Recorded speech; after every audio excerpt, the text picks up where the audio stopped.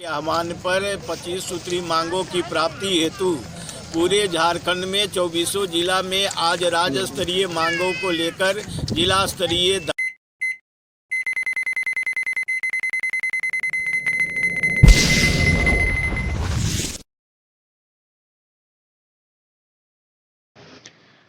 झारखंड राज्य अराजपत्रित कर्मचारी महासंघ का आज पूरे प्रदेश में 25 सूत्री मांगों को लेकर एक दिवसीय धरना का कार्यक्रम रखा गया, जिसमें सभी जिला मुख्यालयों में धरना कार्यक्रम किया गया। साथ ही मुख्यमंत्री के नाम उपायुक्त को 25 सूत्री मांगों का ज्ञापन सौंपा गया। आह्वान पर 25 सूत्री मांगों की प्राप्ति हेतु पूरे झारखंड में 24 जिला में आज राज्य स्तरीय मांगों को लेकर जिला स्तरीय धरना का आयोजन किया गया है, जिसमें आज गिरिडीह के जिले के तमाम कर्मचारियों के नेता, विभिन्न संघों के प्रतिनिधि, प्रखंडों से प्रतिनिधि, विभागों से प्रतिनिधि आज यहां पधार कर उपायुक्त के समक्ष धरना पर बैठे हुए हैं। धरना के माध्यम से हम 25 सूत्री मांग पत्र माननीय मुख्यमंत्री झारखंड सरकार के नाम संबोधित मांग पत्र हम उपायुक्त के द्वारा समर्पित करेंगे, ताकि हमारी 25 सूत्री मांगों पर झारखंड सरकार निर्णय ले सके। दूसरी ओर हमारा जिला स्तरीय भी बहुत सारी समस्याएं ऐसी है जिसका समाधान नहीं हुआ है, उसका भी स्थानीय मांग पत्र हमारी ओर से महासंघ की ओर से तैयार की गई है और उपायुक्त महोदय के समक्ष हम प्रस्तुत करेंगे। आज सबसे आश्चर्य की बात है कि 2-2.5 साल इस सरकार के गठन हुए हो गए, लेकिन अभी तक सरकार ने जो वादा, चुनावी पूर्व वादा हमसे, हमारी जनता से, झारखंड से किया था, कर्मचारियों से किया था, कि उन तमाम मुद्दों पर आज तक सरकार के द्वारा कोई सकारात्मक कदम नहीं उठाई गई है। पारा शिक्षकों का जिस तरह से मसले का समाधान ढूंढा गया, हम आशान्वित थे कि आंगनवाड़ी कर्मियों का, नियमित कर्मियों का, अनियमित कर्मियों का सबका समायोजन, नियोजन जो माननीय न्यायालय के द्वारा होना निश्चित है, आदेश पारित है, उसके अनुरूप किया जाएगा, लेकिन नहीं हुआ। नई पेंशन योजना की समाप्ति पर उन्होंने स्पष्ट कहा था कि जब इस राज्य में एक तरह के कर्मचारी है, एक तरह के संवर्ग है, तो फिर नई और पुरानी पेंशन क्या होता है।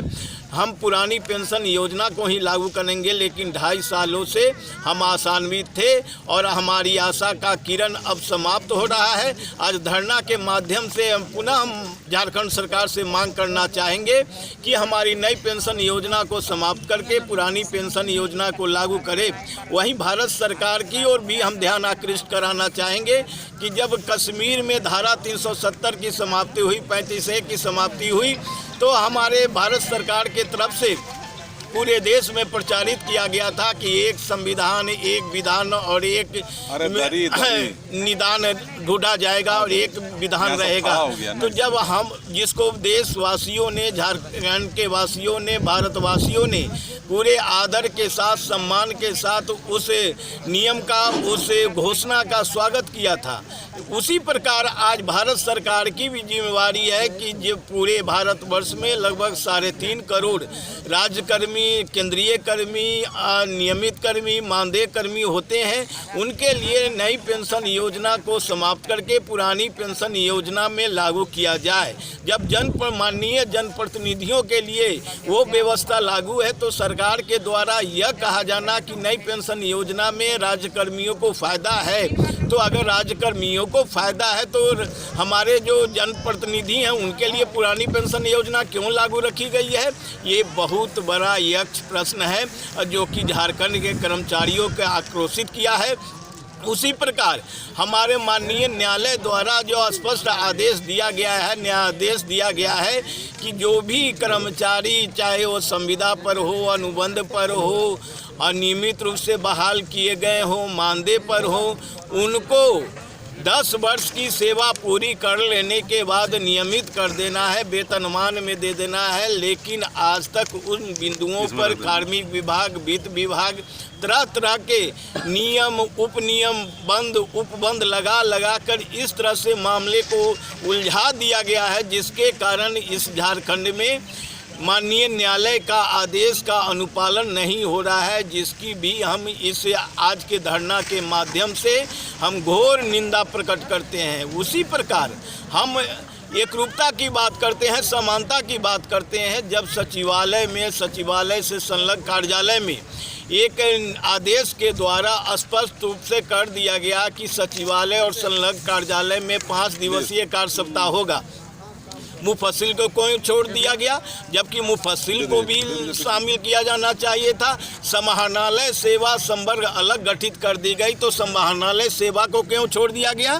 इसलिए आज के धरना के माध्यम से वो भी हमारी मांग है, सचिवालय मुफस्सिल एक करो, एक संविधान एक विधान को लागू करो, एक नियम के अनुसार हमको भी समानता और एकरूपता के तहत लाया जाए। तीसरी बात, झारखंड सरकार से पहले भी एकीकृत बिहार में प्रोन्नति की व्यवस्था लागू थी। चतुर्थ वर्ग के कर्मियों को स्पष्ट रूप से निर्देश दिया गया था, नियम बनाए गए थे कि वे जो योग्य चतुर्थ वर्गीय कर्मचारी हैं उनको प्रोन्नति देकर तृतीय वर्ग में समायोजित किया जाएगा। आज लाखों पद खाली पड़े हुए हैं, हमारे लाखों चतुर्थ वर्ग के कर्मचारी योग्य हैं, लेकिन उनको 22 वर्षों तक प्रोन्नति से वंचित रखा गया है। ये आक्रोश का बहुत बड़ा कारण है। आज के माध्यम से हम सरकार से ये भी मांग करते हैं कि हमारा सबसे निचला स्तंभ जो हमारी बुनियाद है संघ और महासंघ का, और इस प्रशासनिक व्यवस्था का भी जो सबसे निचला स्तंभ होता है वो चतुर्थ वर्ग के कर्मचारी होते हैं। उनको नाखुश करके, उनके दिलों में आक्रोश पैदा करके, उनके दिलों में असंतोष पैदा करके इस सरकार का कोई भी कार्यक्रम सफल नहीं हो सकता है। ये इस चीज़ को झारखंड की सरकार नोट करे। आज प्रोन्नति की व्यवस्था आज से नहीं, जब से देश आज़ाद हुआ देश के पहले से भी प्रोन्नति की व्यवस्था लागू है। लेकिन 24 दिसंबर 2020 को 2 लाइन का चिट्ठी एक विभाग, कार्मिक विभाग द्वारा निर्गत कर दिया जाता है कि इस राज्य में राज्य सरकार के पदों पर जो प्रोन्नति की व्यवस्था लागू है उसको तत्काल रोक लगाई जाती है, प्रोन्नति नहीं होगी झारखंड में। 2 वर्ष हो गए, अभी तक हमारा कम से कम 15,000 कर्मचारी रिटायर कर गए जिनको प्रोन्नति मिलना था, और वो अपने आर्थिक लाभ से वंचित हो गए। इसके लिए कौन जिम्मेदार होगा। माननीय उच्च न्यायालय ने भी इस बात को संज्ञान में लिया और नोट किया, सरकार को निर्देश दिया कि भूतलक्षी प्रभाव से जो सेवानिवृत्त हो भी गए हैं, रिटायर हो भी गए हैं, उसको उनको देय तिथि से प्रोन्नति दिया जाना है, और देकर तब झारखंड सरकार को माननीय न्यायालय को सूचित करे। लेकिन दुर्भाग्य की बात है, आज तक माननीय उस न्यायालय का भी आदेश का अनुपालन इस झारखंड के सरकार के द्वारा नहीं हुआ है। उसी प्रकार पंचायत सचिवों के साथ समझौता हुआ, राजस्व उप निरीक्षक के साथ समझौता हुआ, अनुसचिवीय समाहरणालय व संवर्ग के साथ समझौता हुआ, मेडिकल स्वास्थ्य सेवा संघ, स्वास्थ्य कर्मचारी संघ, जन स्वास्थ्य कर्मचारी संघ के साथ समझौता हुआ, आंगनवाड़ी कर्मचारी संघ के साथ समझौता हुआ, पंचायत सचिव के साथ समझौता हुआ, रोजगार सेवक संघ के साथ समझौता हुआ, चतुर्थ वर्ग के कर्मचारियों के साथ समझौता हुआ। इसी प्रकार जो मुफस्सिल के हमारे शिक्षा अनुसचिवीय हैं, अन्य संवर्ग के कर्मचारी, सबके साथ समझौता हुआ, लेकिन एक भी समझौते को कार्यान्वित नहीं किया जा रहा है इस राज्य में। जो आने वाले आंदोलन को, गंभीरता को सरकार नहीं समझ रही है। ये यही राज्य है कि जब 2009-10 में हम राष्ट्रपति शासन में भी आंदोलन करके हम 7वां वेतन आयोग, 6ठा वेतन आयोग को लागू कराने में हम सफल रहे थे। आज झारखंड के कर्मचारी इस बिंदु पर आ चुका है कि धरना के माध्यम से हम जिला प्रशासन और राज्य सरकार को आगाह करना चाहते हैं कि हमारी मांगों पर गौर करें, हमारे ऊपर सकारात्मक निर्णय करें। माननीय न्यायालय के आदेशानुसार जो मानदेय कर्मी हैं उनको नियमित करें, संविदा कर्मी, अनुबंध कर्मी की तरह सभी मानदेय कर्मी को महंगाई भत्ता स्वीकृत करे, और जो आउटसोर्स में हमारे कर्मी हैं उनको कंपनी का कर्मचारी न बनाकर वो विभागीय कर्मचारी, सरकारी कर्मचारी के रूप में उनको घोषित करे। आउटसोर्स का पैसा सरकार स्वयं अपने फंड से दे, न कि कंपनी के माध्यम से। ये मांग को लेकर आज हमारा धरना कार्यक्रम संचालित हो रहा है। आज के धरना के कार्यक्रम के बाद हम मांग पत्र समर्पित करेंगे। अगर सरकार हमारी मांगों पर सकारात्मक निर्णय नहीं करती है तो आने वाले समय में हम बृहत्तर गंभीरतम आंदोलन की ओर अग्रसर होंगे।